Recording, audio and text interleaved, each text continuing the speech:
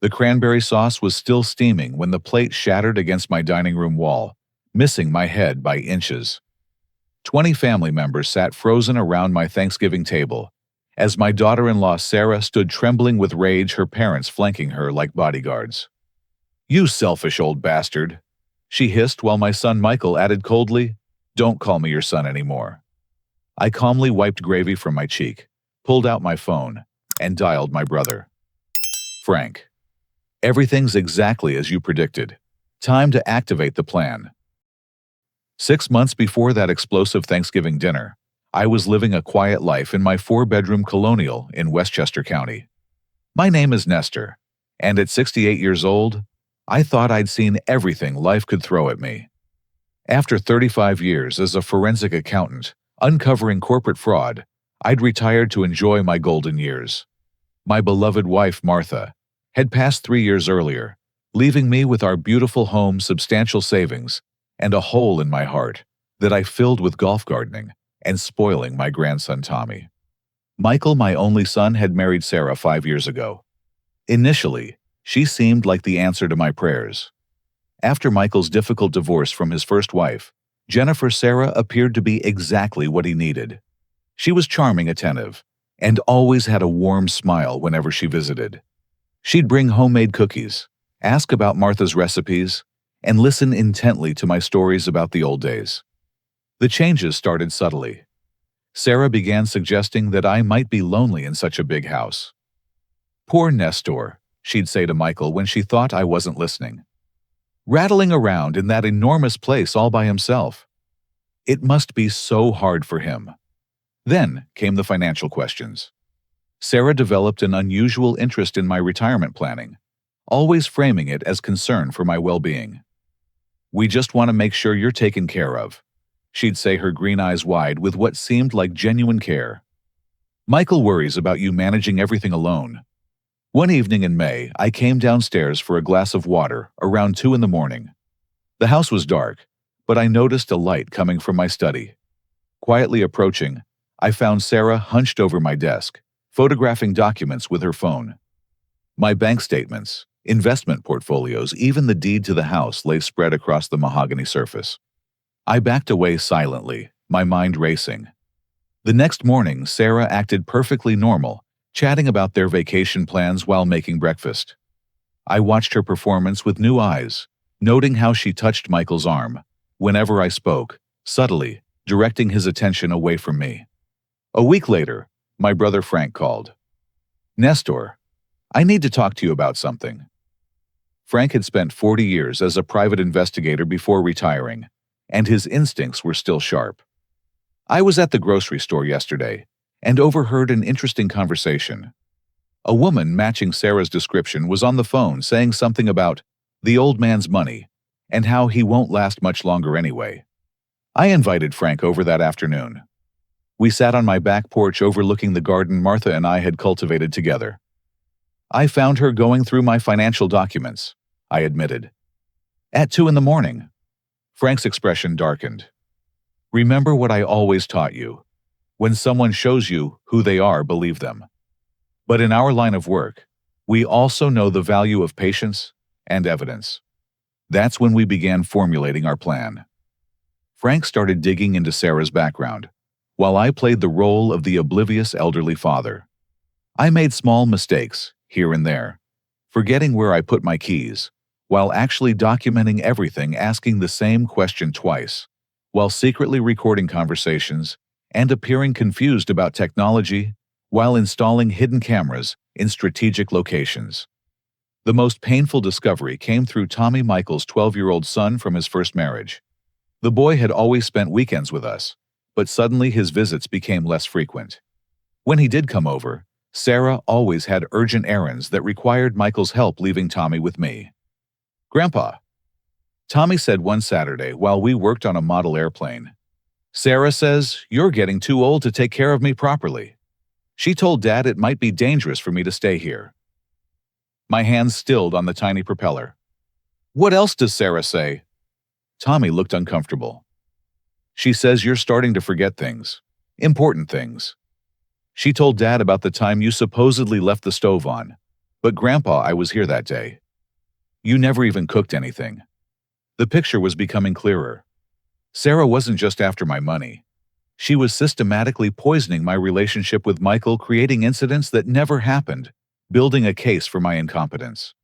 Frank's research revealed something even more disturbing. Nestor, your daughter-in-law, has a pattern. I found 3 other elderly people in different states who had dealings with a Sarah Matthews, Sarah Coleman, and Sarah Brennan. Different last names, but the same social security number. Each time she married into families with wealthy widowed parents. Each time those parents either signed over their assets or died under questionable circumstances. I felt my blood run cold. She's done this before. At least 3 times that I can document. She's smart, though. Never stayed in one place long enough for authorities to connect the dots. Always had explanations for everything.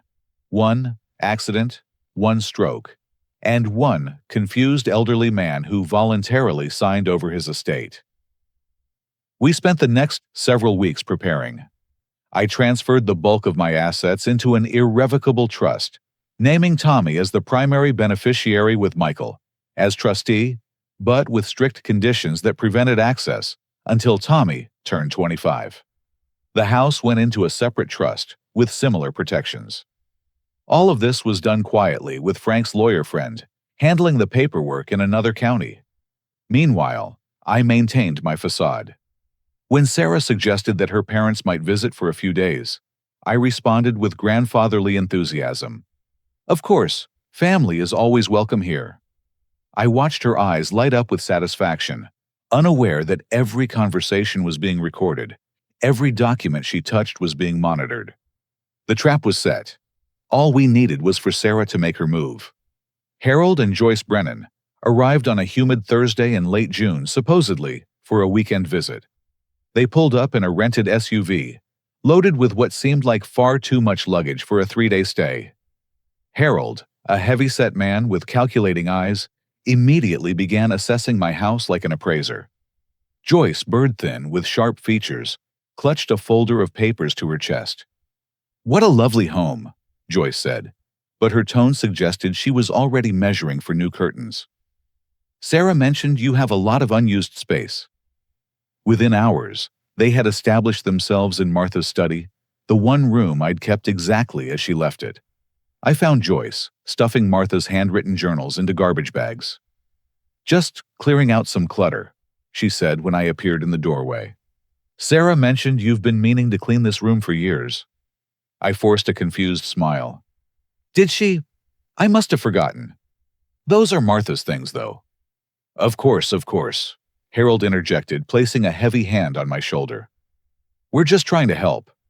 Joyce, maybe we should ask before touching anything else." But the damage was done. My neighbor Agnes, who'd been close friends with Martha, witnessed the entire scene through the window. She later told me she'd seen Joyce throwing photo albums into the dumpster when she thought no one was looking. That evening, Sarah orchestrated family dinner, like a conductor leading an orchestra. She guided every conversation, subtly highlighting my supposed confusion. "Remember Michael when Dad couldn't find his car in the parking lot?" She'd laugh, touching his hand. "We searched for an hour before realizing he'd driven Martha's old car that day. So silly." Of course, this incident never happened. But Michael, already primed by months of similar stories, just nodded sympathetically. The real revelation came on Saturday night. I'd pretended to go to bed early, but actually slipped out to the garage where I'd set up a monitoring station. Through the cameras, I watched Harold in my study on the phone with someone. "Yeah, the old fool is completely gone," Harold said. "Sarah's been working him for months. Another few weeks, and he'll sign anything we put in front of him. The house alone is worth $2 million, and that's not counting his investment accounts." Joyce appeared in frame. "Did you contact that doctor in Albany? The one who helped with the Thompson situation?" "Tuesday appointment. Sarah's already coached the old man's son on what to say. By Thanksgiving, we'll have full power of attorney. The nursing home is already picked out." I sat in the darkness of my garage, rage and calculation warring in my chest. These vultures were planning to strip me of everything, lock me away, and steal my life's work. But rage wouldn't serve me here. I needed to be smarter. The next morning, I found Sarah in the kitchen with Michael showing him brochures. These assisted living facilities are wonderful, honey. They have medical staff on site activities, everything Dad needs. I'm not sure, Michael said hesitantly. Dad seems okay to me. Sarah's face hardened for just a moment before resuming its concerned expression. That's the tragedy of dementia, sweetheart.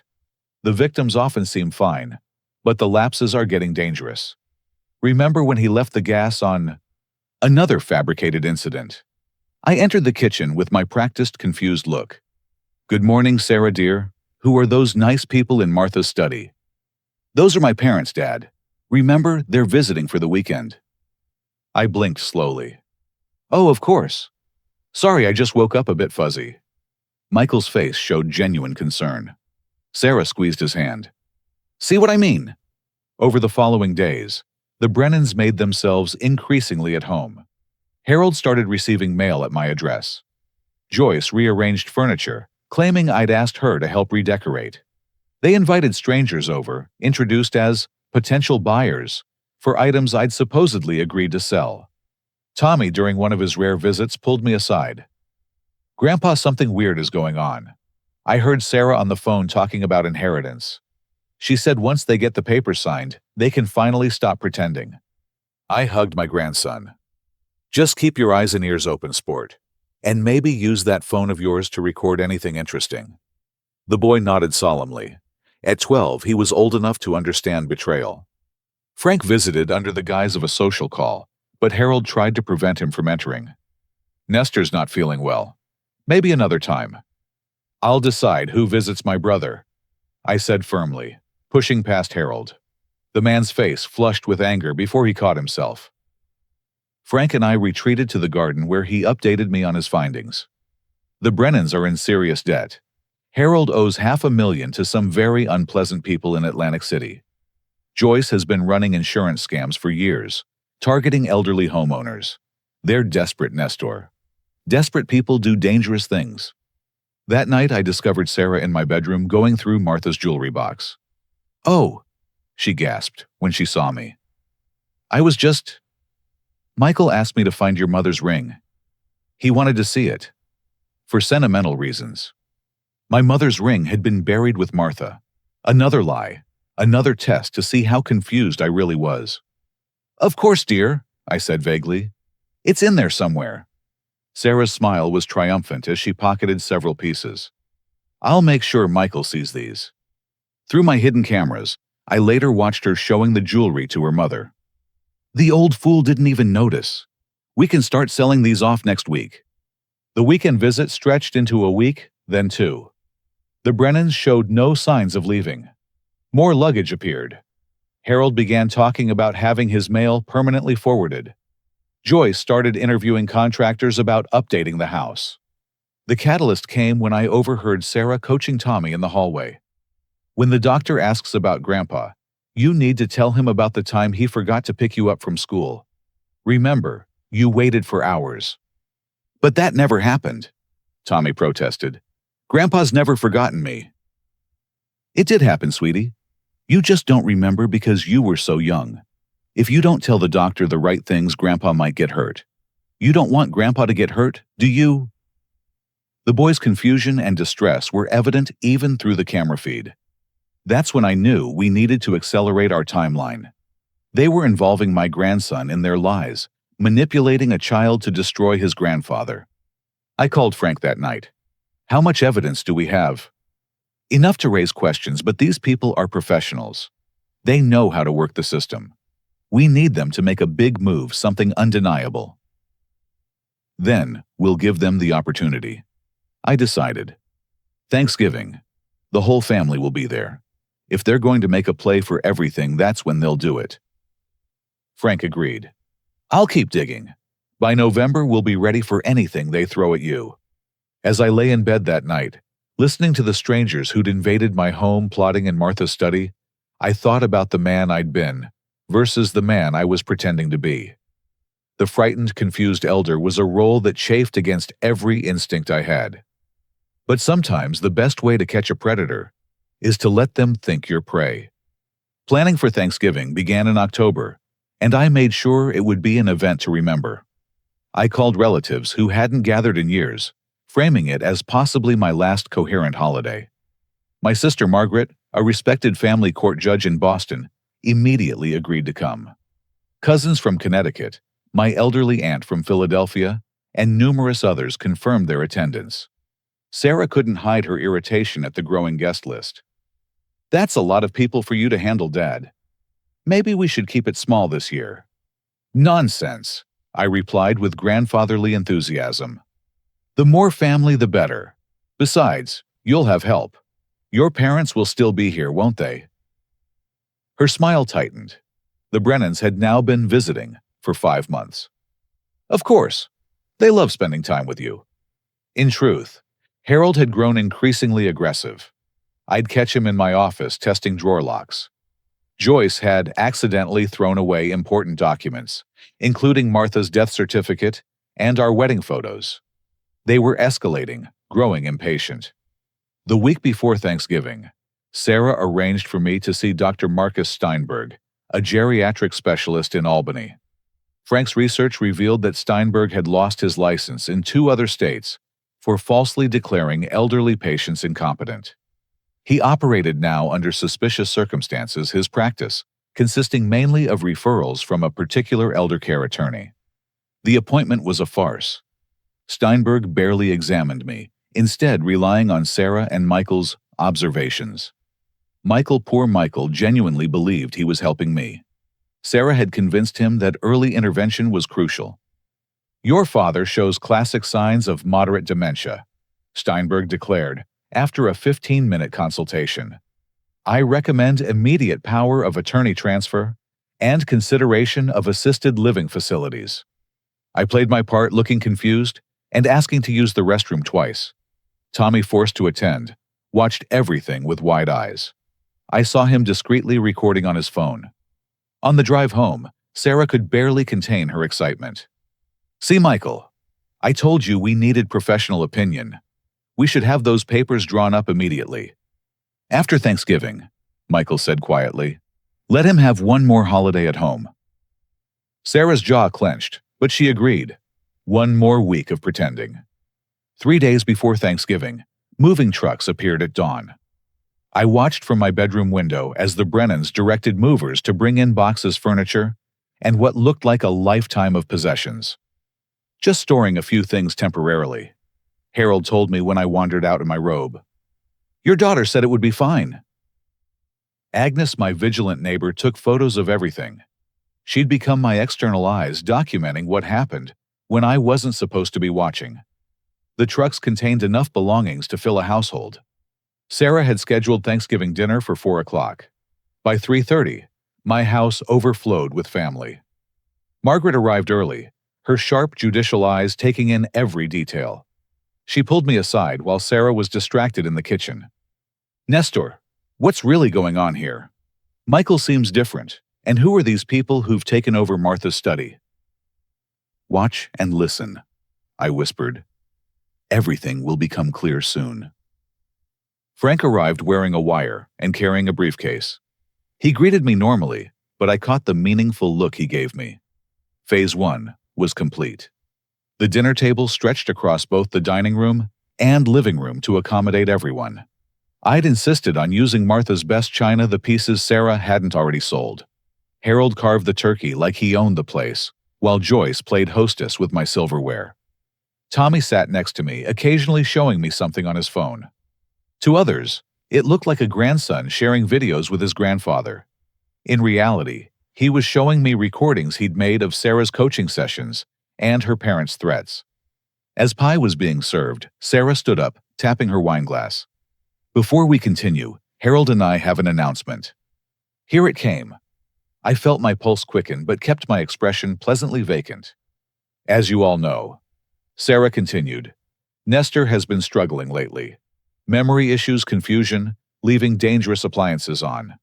We've consulted with specialists, and it's clear he needs more support than we can provide while living separately." Murmurs rippled through the assembled family. Margaret's eyes narrowed. "That's why Harold stood, placing a possessive hand on my shoulder. Joyce and I have decided to move in permanently, to take care of our dear father-in-law in his time of need. How generous, Margaret said dryly. And I suppose this has nothing to do with this beautiful house? Sarah's smile turned sharp. Aunt Margaret, I know this is difficult to accept, but Nestor's condition is deteriorating. Just last week he nearly burned the house down. We can't in good conscience leave him alone. That's a lie, I said calmly. Silence fell like a hammer. Sarah's face flushed. See, he doesn't even remember. Dad, you left the gas burner on all night. If I hadn't come by in the morning. That never happened, I repeated, still calm. Just like I never forgot Tommy at school, never got lost in the parking lot, and never agreed to sell Martha's jewelry, which I notice you're wearing, Sarah. The mask slipped. For a moment, pure rage flashed across Sarah's features before she forced it back. You're confused, Dad. This is exactly what Dr. Steinberg warned us about.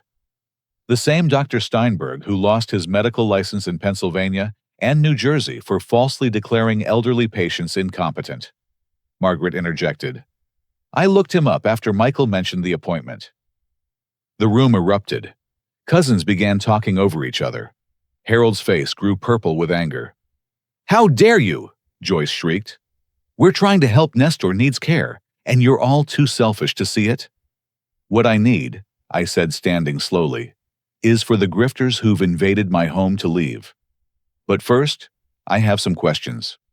Sarah, would you like to explain why you were photographing my financial documents at 2 a.m? Or perhaps Harold could clarify his phone conversation about the old fool being completely gone. Sarah grabbed a plate from the table. You senile old bastard.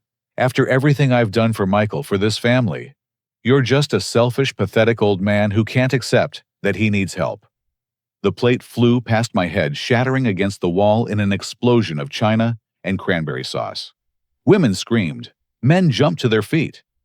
You're crazy, Sarah screamed. You're all crazy. Tell them, Michael. Tell them how sick your father is. Michael stood frozen, his face a battlefield of emotions. Dad, Sarah said. The doctor said. Don't call him your father, Sarah snarled. He's nothing but a selfish monster who'd rather die alone than share with family. Don't call him Dad anymore. Michael looked at his wife, then at me, then at Tommy, who was openly crying. Dad, don't call me your son anymore. Michael whispered the words, seeming to physically pain him.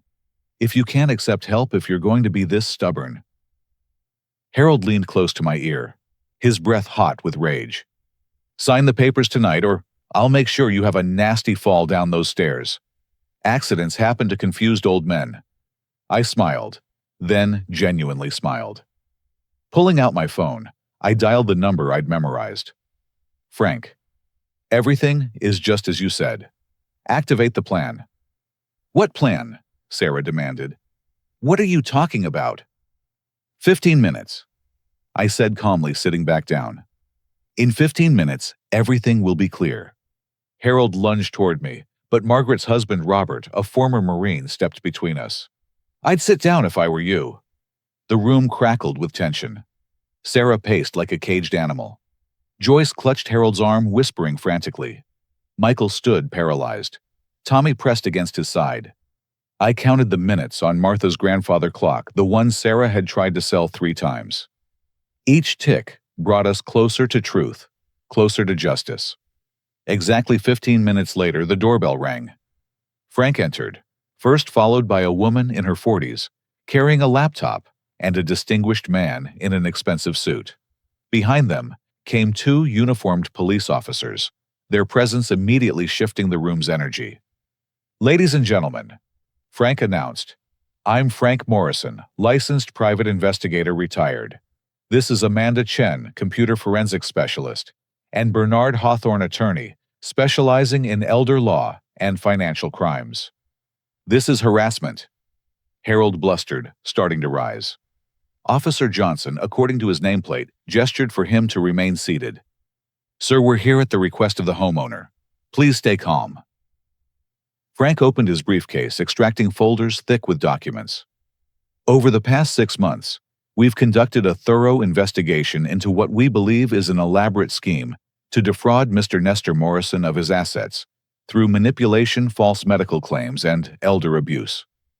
This is ridiculous, Sarah protested, but her voice had lost its conviction. Michael, tell them. Michael remained silent, his eyes fixed on the evidence Frank was laying out on the coffee table. Let's start with Mrs. Sarah Morrison.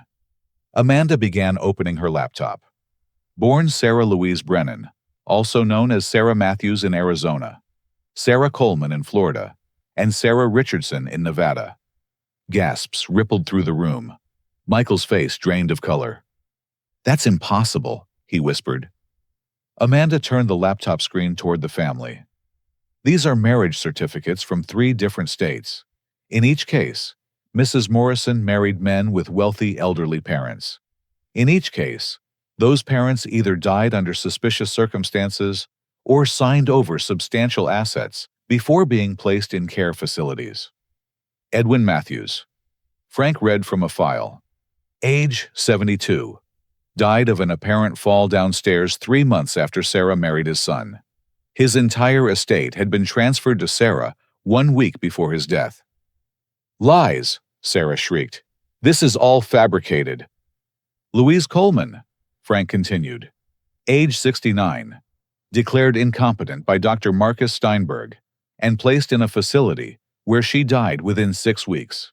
Her house and savings had been signed over to Sarah Coleman 2 days before commitment. Walter Richardson, Frank read on. Age 75. Still alive, thankfully. Living in a state facility in Nevada, his power of attorney held by… Would you like to guess? The room had gone deathly quiet, except for Tommy's muffled sobs. Bernard Hawthorne stepped forward. The pattern is clear and documented. But what makes this case particularly egregious is the involvement of the parents. He gestured to Harold and Joyce, who seemed to be shrinking into the sofa. Harold Brennan. Amanda pulled up financial records on her screen. Currently, $543,000 in debt to various creditors, including some connected to organized crime in Atlantic City. Declaring bankruptcy would have been the logical choice, except bankruptcy wouldn't clear those particular debts, Frank finished. Those people don't accept court orders as payment. Harold's purple face had gone gray. You don't understand. They'll kill me. Perhaps you should have thought of that before targeting my client, Bernard said coldly. Joyce Brennan, your situation is equally interesting. Insurance fraud in 4 states, all targeting elderly homeowners. Your method was ingenious, really. Befriend them, gain access to their homes, stage accidents, then split the settlements. Joyce began to hyperventilate. I want a lawyer. You'll need one, Officer Johnson confirmed. We have warrants for both of you based on interstate fraud charges. But please let them finish. Frank pulled out a tablet, swiping to reveal video footage. Mr. Morrison had the foresight to install security cameras throughout his home. We have hundreds of hours of footage showing Sarah accessing financial documents without permission, Harold making threats, Joyce destroying personal property, and all 3 conspiring to have Mr. Morrison declared incompetent. The video played on the screen. Sarah's voice rang clear. The old fool doesn't suspect anything. By Christmas, we'll have everything. Michael made a strangled sound. Sarah, tell me this isn't true. Sarah's mask finally shattered completely. You pathetic mama's boy. Do you know how hard it's been pretending to love you? Listening to your whining about your ex-wife, your daddy issues. The only thing that made it bearable was knowing there'd be a payday. The brutal honesty of her words hit Michael like physical blows. He staggered backward, Tommy catching his arm. But wait, Frank said with grim satisfaction. There's more. Amanda pulled up phone records. Mrs. Morrison has been in regular contact with an attorney named Marcus Whitman. Does that name sound familiar? It should. He's the elder care lawyer who worked with Dr. Steinberg on the previous cases. He's also currently under investigation for operating without a license in New York. Margaret stood up, her judicial bearing commanding attention. I recognize that name. He was disbarred in Massachusetts 3 years ago for exactly this kind of scheme. How is he practicing here? He's not legally, Bernard answered, which makes every document he's prepared null and void, including the power of attorney papers Mrs. Morrison had ready for signing. Frank produced another folder. Mr. Whitman has been remarkably cooperative since his arrest last Tuesday. He's provided detailed records of the entire operation. Sarah was to receive 60% of any assets obtained, her parents 30%, and he and Steinberg would split the remaining 10%. Arrest! Sarah's voice cracked. Marcus was arrested. Oh yes, Officer Johnson smiled grimly. He's already been charged in connection with 6 other cases. He was quite eager to make a deal. Tommy suddenly spoke up, his young voice cutting through the chaos. I have recordings too. He held up his phone with a shaking hand. Sarah kept trying to make me lie about Grandpa. She said if I didn't help, something bad would happen to him. You little brat! Sarah lunged toward Tommy, but Robert caught her arm, his Marine training evident in the efficient restraint. That's assault on a minor, Officer Martinez noted, pulling out handcuffs. Ma'am, you're under arrest. No. Harold attempted to flee toward the back door, but found Frank's investigator colleague blocking his path. Joyce collapsed into hysterics, alternating between sobs and curses. As the officers began reading rights and applying handcuffs, Agnes appeared in the doorway with a box. I thought you might need these, she said to me. The photo albums and documents I rescued from the garbage. I've been keeping them safe. The storage unit, Joyce blurted suddenly. Check their storage unit in Yonkers. Unit 427. Everything's there. Shut up! Harold roared, but Joyce continued, desperate to save herself. Jewelry from the other family's documents, everything. Sarah made us keep it all. She said it was insurance in case things went wrong. Bernard was already on his phone with additional investigators. The web was unraveling faster than anyone could have anticipated. Michael stood in the center of the chaos, looking lost and broken. Dad! His voice cracked. Dad, I'm so sorry. I believed her. I believed everything. Not now, I said quietly. We'll talk later. Right now, you need to focus on Tommy. As Sarah was led out, she turned back one last time. Her carefully styled hair was disheveled, makeup smeared the mask of the perfect daughter-in-law completely gone. You'll regret this, old man. I'll make sure you regret this. The only thing I regret, I replied calmly, is that you involved my grandson in your schemes. The house gradually emptied as statements were given and evidence collected.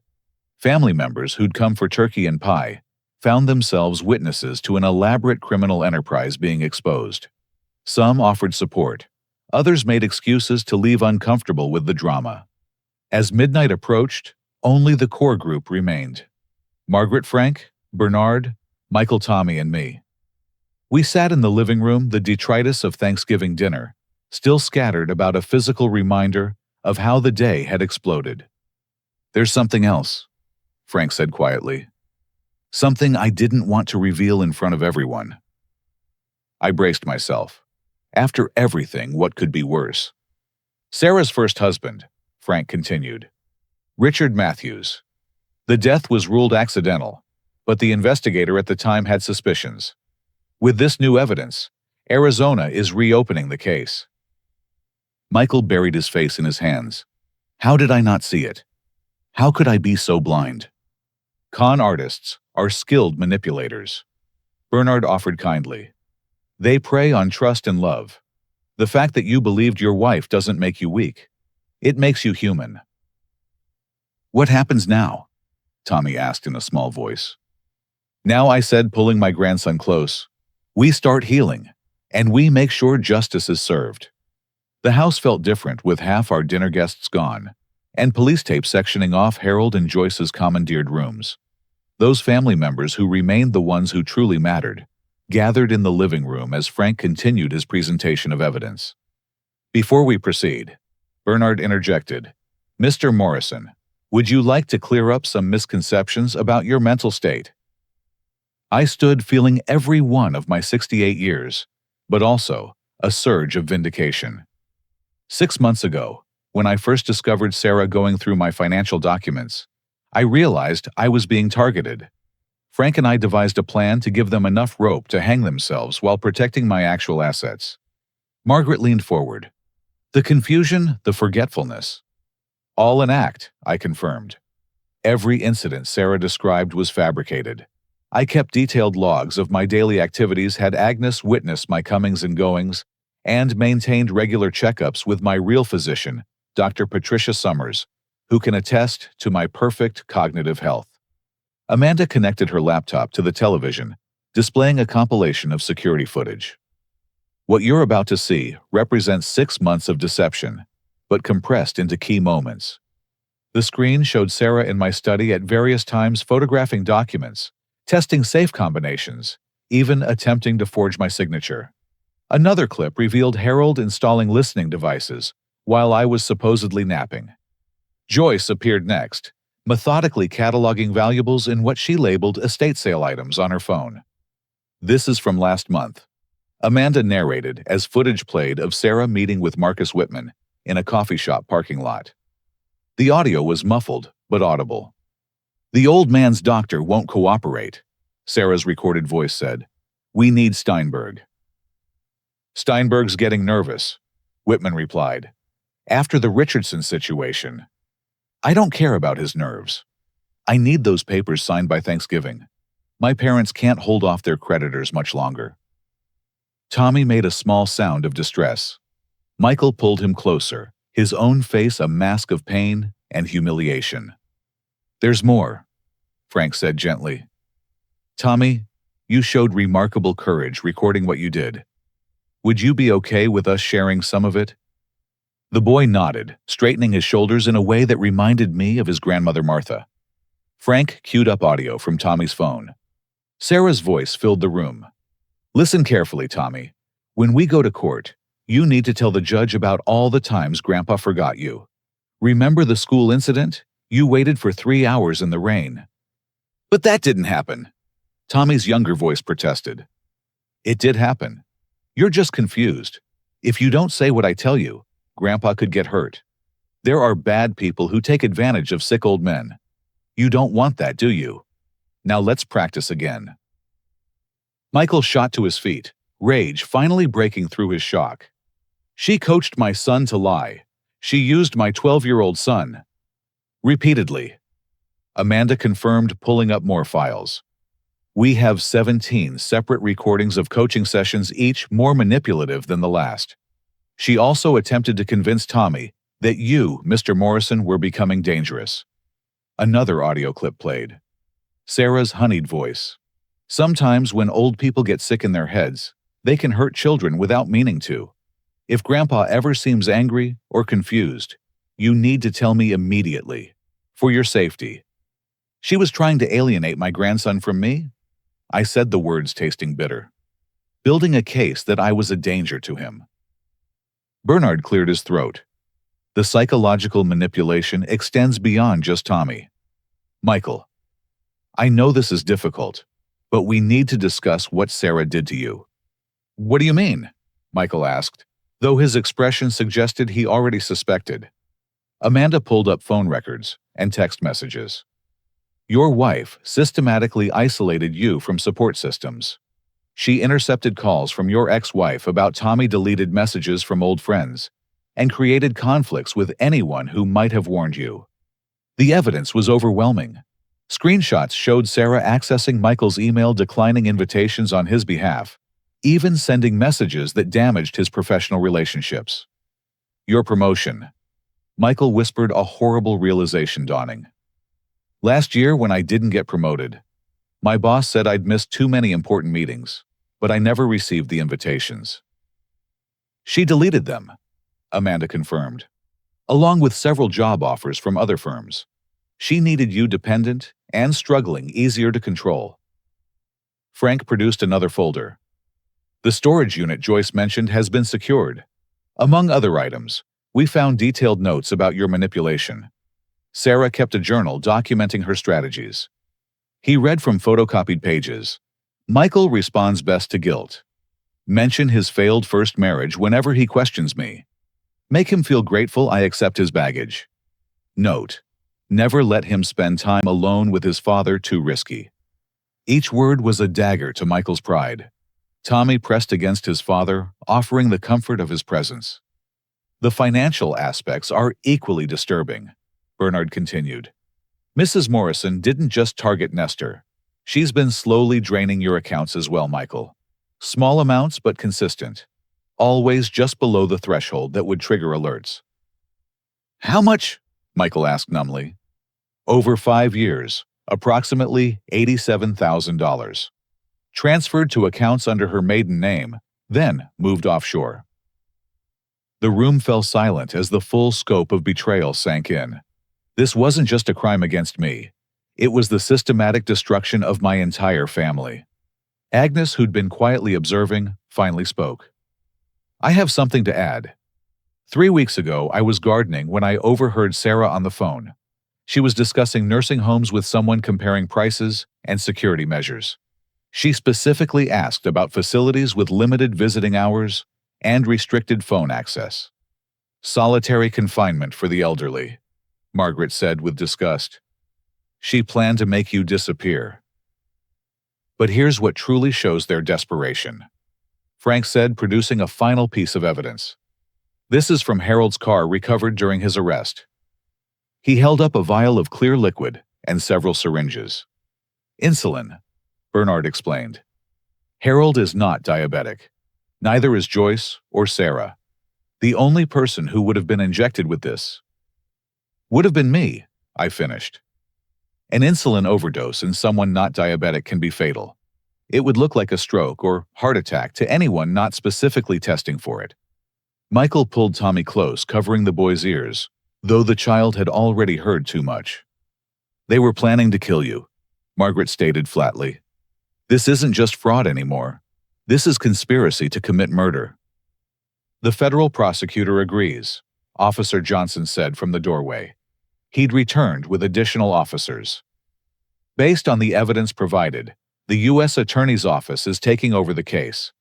Interstate fraud, elder abuse conspiracy to commit murder, and with the Arizona investigation reopening possible murder charges for Richard Matthews' death. What about the other victims? I asked. Edwin Matthews' family, Louise Coleman's, Walter Richardson. All being contacted, Frank assured me. Walter Richardson is especially eager to testify. He's been trying to prove fraud for 3 years, but no one believed him. The facilities branded him as delusional. Amanda had been typing rapidly on her laptop. I'm coordinating with investigators in other states. The pattern extends beyond the 3 we initially identified. There may be as many as 7 victims across the country. 7 families destroyed, I said quietly. 7 elderly people who just wanted to trust their children's spouses. The weight of it all seemed to finally break through Michael's shock. He stood abruptly, walking to the window that overlooked the garden Martha and I had tended together. I brought her here, he said, his voice hollow. I introduced her to you. I defended her. I chose her over my own father. You were deceived, Margaret said firmly. Placing blame on yourself serves no purpose. Doesn't it? Michael turned, tears streaming down his face. I called him senile. I was ready to sign papers giving her control over his life. If Dad hadn't been smart enough to see through it all. But I did see through it, I interrupted. And now we deal with the consequences and move forward. Bernard cleared his throat. Speaking of moving forward, there's the matter of your actual assets, Mr. Morrison. I believe you took some precautions. For the first time all evening, I allowed myself a small smile. 6 months ago, I transferred everything into irrevocable trusts. The house, the investments, everything. Sarah could have had every paper signed, every doctor's declaration in the world, and she still couldn't have touched a penny. When Michael asked. The day after I caught her photographing my documents. Frank knew an excellent attorney who specializes in asset protection. Everything is secured with Tommy as the primary beneficiary when he turns 25, and you as trustee Michael, with very specific conditions. What conditions? That you manage it honestly, meet with financial advisors quarterly, and never ever grant anyone else access, without court approval and my written consent. Michael's shoulders shook. You still trusted me after everything? You're my son, I said simply. Sarah's manipulation doesn't change that, but I needed safeguards in place for both our protection. Tommy finally spoke up, his voice small but determined. Dad, are we going to be okay? Michael knelt beside his son, gathering him into a fierce hug. Yes, buddy, we're going to be okay. Grandpa made sure of that. As the night wore on, more evidence emerged. The storage unit revealed a treasure trove of items stolen from previous victims, detailed plans for future targets, and correspondence between Sarah and a network of similar criminals across the country. It's a whole industry, Frank explained. Elder fraud specialists who share tactics, doctor references, lawyer contacts. Sarah wasn't working alone. She was part of an organized crime ring targeting vulnerable seniors. Not so vulnerable after all, Agnes commented with satisfaction, patting my hand. By 3 a.m, statements had been given, evidence cataloged, and plans made for the extensive legal proceedings ahead. The FBI had joined the investigation, recognizing the interstate pattern of crimes. As people finally began to leave, Margaret pulled me aside. Nestor, what you did took incredible courage and cunning. Martha would be proud. Martha would have seen through Sarah in an instant, I replied. I just tried to think like she would have. Michael approached hesitantly as Margaret departed. Dad, can we talk tomorrow? Really talk? Come for breakfast, I offered. Just you and Tommy. We'll start rebuilding from there. He nodded, unable to speak further. As he guided Tommy to the door, my grandson broke free and ran back, throwing his arms around me. I love you, Grandpa. I never believed any of the bad things she said about you. I know, Sport. I love you too. Everything's going to be better now. As the house finally emptied, I stood in my living room surveying the aftermath. Broken china from Sarah's thrown plate still glittered on the floor. The Thanksgiving dinner that had started with such promise lay in ruins across 2 tables. But justice, cold and precise as Martha's grandmother's crystal, had been served. The following weeks moved with the inexorable momentum of justice finally unleashed. Sarah's arrest made national news when reporters discovered the multi-state pattern of elder fraud. The Black Widow of elder care. One tabloid dubbed her, though I found the sensationalism distasteful. This wasn't entertainment. It was the systematic destruction of families. The first major break came when Walter Richardson was finally able to tell his story. Via video conference from Nevada, the 78-year-old man wept as he described years of being dismissed as delusional while trapped in a facility. She took everything, Walter said, his voice shaking. My house, my savings, my dignity. When I tried to tell people, she'd already convinced everyone I had dementia. Who believes a crazy old man over a sweet daughter-in-law? His testimony opened floodgates. Other families came forward with suspicious deaths, sudden personality changes in elderly relatives, and mysterious asset transfers. The FBI established a task force dedicated to what they termed Operation Golden Years, focusing on organized elder fraud rings. Michael threw himself into the investigation with the fury of a man seeking redemption. He took leave from his job, hired forensic accountants, and worked 18-hour days helping authorities trace Sarah's financial web. Dad, he said one evening as we reviewed documents in my study, the same room where this nightmare began. I found something. Sarah had life insurance policies on you. 3 different ones totaling $5 million. I set down my coffee carefully. When were they purchased? The first one 3 months after our wedding. The others last year. She forged your signature on the applications. Another piece of the murder plot. Bernard later explained that Sarah had been waiting for the contestability period to pass the 2-year window, where insurance companies investigate suspicious deaths more thoroughly. Tommy, resilient as only children can be, had started therapy to process the betrayal and manipulation. His therapist, Dr. Elena Rodriguez, specialized in trauma from family deception. "He's remarkably strong," she told us after a session. "His bond with you, Mr. Morrison, served as an anchor. When Sarah tried to distort reality, he had you as his constant, his truth." The boy had also become something of a hero at school. His recordings had been crucial evidence, and while we kept him from media attention, word spread among his classmates. Tommy Morrison, the kid who saved his grandpa, had a certain cachet in 7th grade. The investigation into Harold and Joyce revealed a lifetime of grift. Joyce, born Joyce Kramer, had been running cons since her 20s. Marriage fraud, insurance schemes, identity theft, she'd done it all.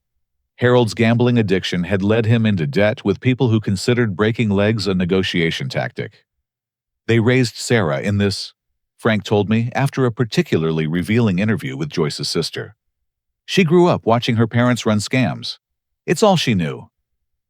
It didn't excuse anything, but it explained the cold calculation, the complete absence of genuine emotion I'd sensed in her.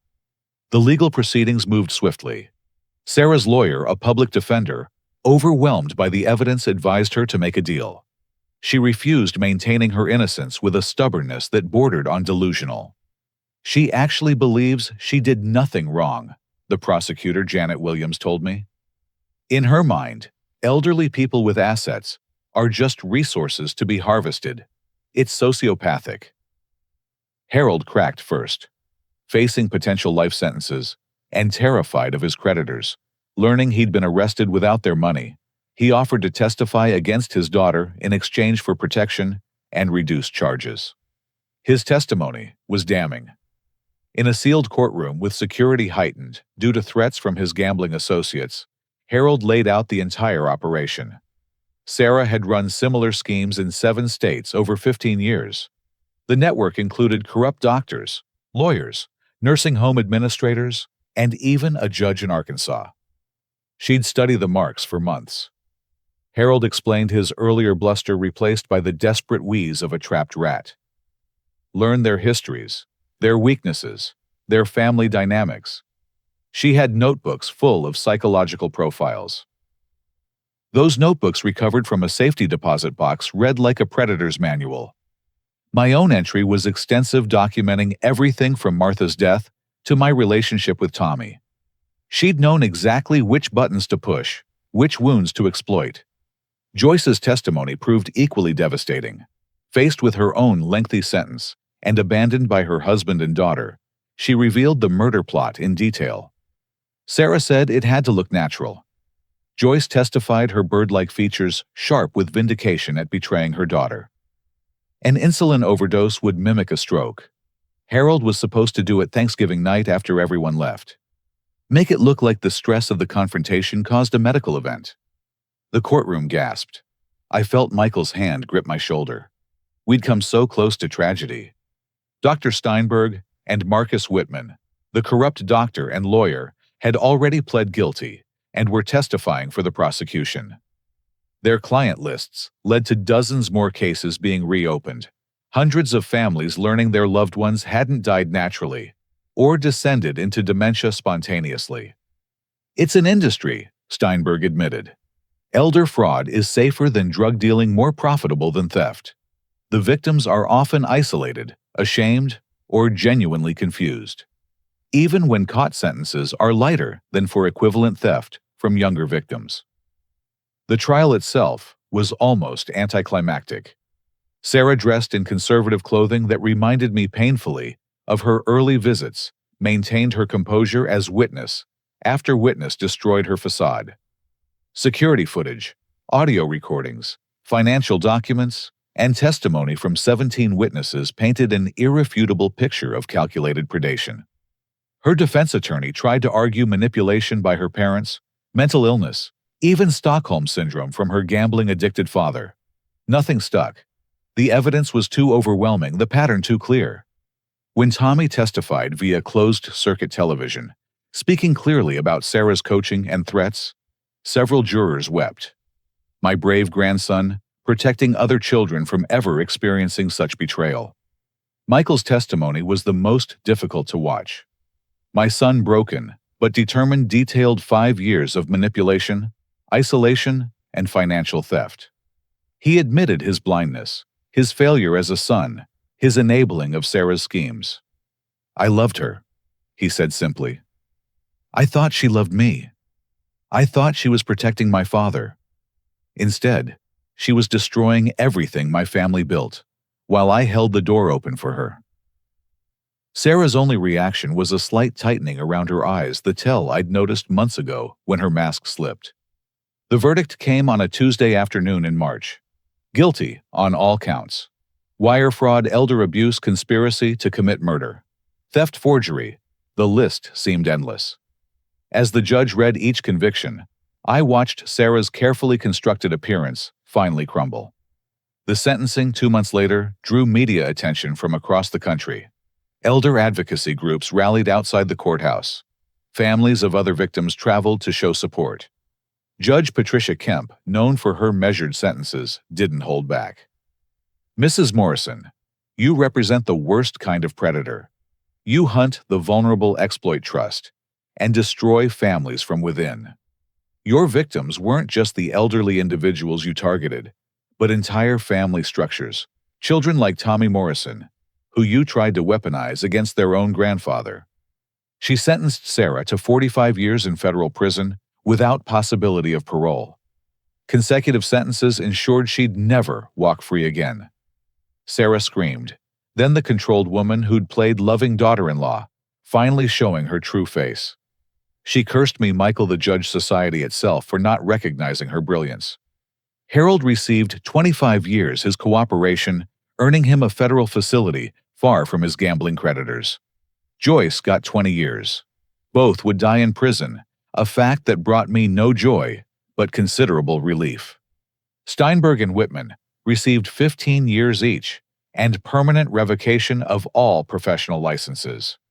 The nursing home administrators, mortgage brokers, and others in the network faced their own trials. The financial recovery proved complex, but ultimately successful. Bernard worked with federal asset forfeiture laws to reclaim stolen funds from various accounts. While not everything could be recovered, substantial amounts were returned to victims' families. "It won't bring back their loved ones," Bernard said as we signed paperwork establishing a victims' fund. "But it's something." The house felt different with the Brennans' possessions finally removed. I had Martha's study professionally cleaned and restored, each beloved item returned to its place. Agnes helped me rehang the photos Sarah had tried to discard, my history, reclaimed from those who'd tried to erase it. Michael and Tommy moved in temporarily, while Michael rebuilt his life. Watching my son slowly heal, learning to trust his own judgment again, was painful, but necessary. We had long conversations in the garden, the same place Frank and I had planned Sarah's downfall. "I keep thinking about the other families," Michael said one evening as Tommy practiced basketball in the driveway. "The ones who didn't have a father smart enough to see through it all. The ones who lost everything." "That's why we testified," I reminded him. "Why we went public despite the embarrassment. To warn others, to show that these predators can be stopped." Michael had started volunteering with an elder advocacy group, sharing his story at senior centers and community meetings.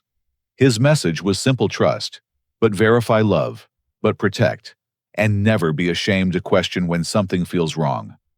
The investigation's ripple effects continued for months. 3 states changed their laws regarding power of attorney and competency declarations. The FBI established a dedicated elder fraud unit. Medical boards implemented stricter oversight of doctors, who frequently declared patients incompetent. "You've started something important," Margaret told me during a visit. "Sarah thought you were just another mark. Instead, you became the case that exposed an entire criminal industry." But the greatest victory wasn't legal or financial. It was personal. It was Tommy running through my front door after school, no longer afraid I'd been taken away. It was Michael, learning to date again, cautiously, but with hope. It was family dinners where laughter replaced tension, where trust slowly rebuilt itself. One evening, As spring turned to summer, I found myself in Martha's study. Her journals, rescued by Agnes, sat on the shelf. I pulled one down, reading her neat handwriting, hearing her voice in the words. "Protect our family," she'd written near the end. "Not just our assets, but our bonds. That's the real wealth." I'd done my best, Martha. I'd protected both. 1 year later, almost to the day, my house once again filled with the aromas of Thanksgiving dinner. But this time, the atmosphere crackled with genuine warmth rather than hidden tensions. No one was performing, no one was plotting, and everyone present had chosen to be there. Michael emerged from the kitchen carrying the turkey he'd insisted on preparing himself. "Dad, where's the carving set?" "Same drawer it's been in for 30 years. I called back, smiling at his newfound domesticity. The man who'd once relied on Sarah for everything now took pride in managing his own life. Tommy burst through the front door with his mother Jennifer and her husband Craig. "Grandpa, did you see we're in the newspaper again?" He thrust the local paper at me, pointing to an article about our testimony leading to new elder protection legislation. The photo showed us at the state capitol when the bill was signed. Tommy stood tall beside me, no longer the frightened boy who'd been coached to lie, but a confident young man who'd helped expose a national crime ring. "I saw it this morning," I said, ruffling his hair. "Your grandmother would have framed that picture." Agnes arrived with her famous apple pie, and her nephew Robert, a widower. She'd been gently matchmaking with me for months. I appreciated her efforts, though my heart still belonged to Martha. Some wounds heal others. We simply learn to carry. Margaret swept in with her husband, arms full of legal journals. "Nestor, you've been cited in 3 more law reviews. The Morrison case is becoming required reading in elder law courses." Frank followed, accompanied by Amanda Chen and Bernard Hawthorne. They'd become friends through the long months of investigation and trial, bonded by their shared commitment to justice. As we gathered around the restored dining room table, I noticed everyone unconsciously avoiding the spot where Sarah had stood when she threw the plate. The wall had been repaired, painted over, but memory has its own geography. "Before we begin," I said, standing at the head of the table, "I want to acknowledge what we've all been through. Last year at this time we were in crisis. Trust was shattered, family bonds were strained nearly to breaking. But we survived. More than that, we emerged stronger." Michael raised his glass of cider, 18 months sober now. "To Dad, who saw through the deception and saved us all." "To all of us," I corrected, "for having the courage to face hard truths and rebuild." The meal progressed with easy conversation. Jennifer and Craig, who'd been vilified by Sarah to keep them at distance, shared stories of Tommy's achievements. He'd made honor roll, joined the debate team, and started a club at school, teaching other kids about recognizing manipulation and abuse. "The principal says he's a natural advocate," Jennifer beamed. "Gets that from his grandfather." Bernard updated us on the ongoing prosecutions. The network Sarah was part of continues to unravel. We're up to 43 cases across 12 states now. The task force estimates we've prevented hundreds of potential victims from being targeted. "Any word on the Richardson family lawsuit?" Frank asked. "Settled last month. Walter will be able to live his remaining years in comfort, though no amount of money returns the time he lost." A sobering reminder of what could have been. I caught Michael's eye, saw him thinking the same thing. After dinner, as pumpkin and apple pie were served, Tommy stood up. "I wrote something for school about what happened. My teacher said I should share it. Is that okay?" We all nodded encouragingly. Tommy pulled out a folded paper, his hands barely trembling. "What I Learned from the Worst Thanksgiving Ever," by Tommy Morrison. He read about fear and confusion about adults he trusted telling him lies about watching his family fracture. But mostly, he read about resilience, about truth, prevailing, about his grandfather's quiet strength, and his father's journey back to himself. "People sometimes do bad things for money," he concluded. "But money isn't what makes a family. Love is, truth is, and someone trying to steal one can never touch the other." There wasn't a dry eye at the table. Michael pulled his son close, whispering something that made Tommy smile. As the evening progressed, we shared other updates. The Elder Advocacy Foundation I'd established with the recovered assets had helped 17 families so far. Michael's support group for adult children of elder fraud had chapters in 3 states. The documentary filmmaker who'd approached us was making progress with several victims agreeing to share their stories. It's become bigger than just our story, I reflected. That's the silver lining in all this darkness. Sarah thought she was taking down one old man. Instead, she helped expose and destroy an entire predatory system. Agnes's nephew, Robert, a retired prosecutor himself, had been quiet most of the evening. Finally, he spoke. I've seen a lot of crime victims over the years. Most never fully recover, never trust again. But this family, you've turned victimization into purpose. That's rare. We had advantages, I acknowledged. Resources to fight back Frank's expertise, family support, despite the manipulation. Many victims don't have those. Which is why the foundation matters, Margaret added, leveling the playing field for those without such advantages. As dishes were cleared and coffee served, Michael stood again. Dad, I have something to say. Properly this time. The room quieted. Last year, I stood in this room and betrayed you. I chose a lie over truth, a manipulator over my own father. I said unforgivable things. Michael, I started, but he held up his hand. Please let me finish. You saved my life, Dad.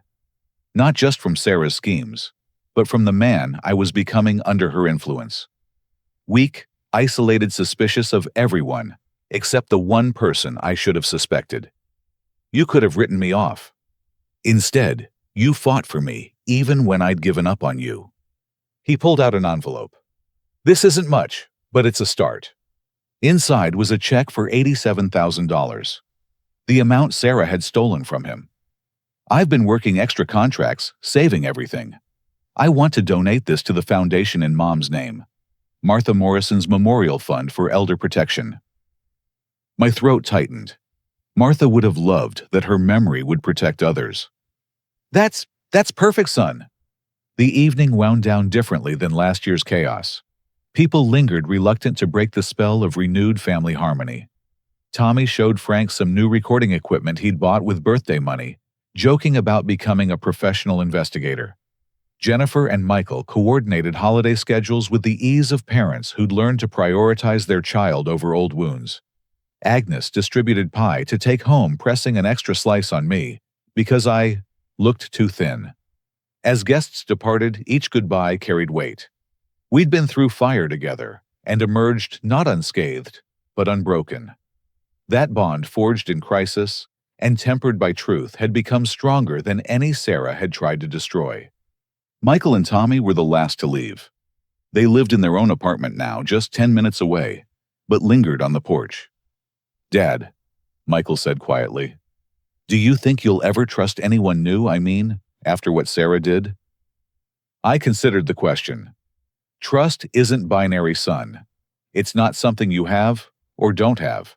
It's something you build, verify, and nurture. Sarah taught us that trust without wisdom is dangerous, but wisdom without trust is just loneliness. I'm trying to remember that, he admitted. Some days are harder than others. That's why we take it one day at a time.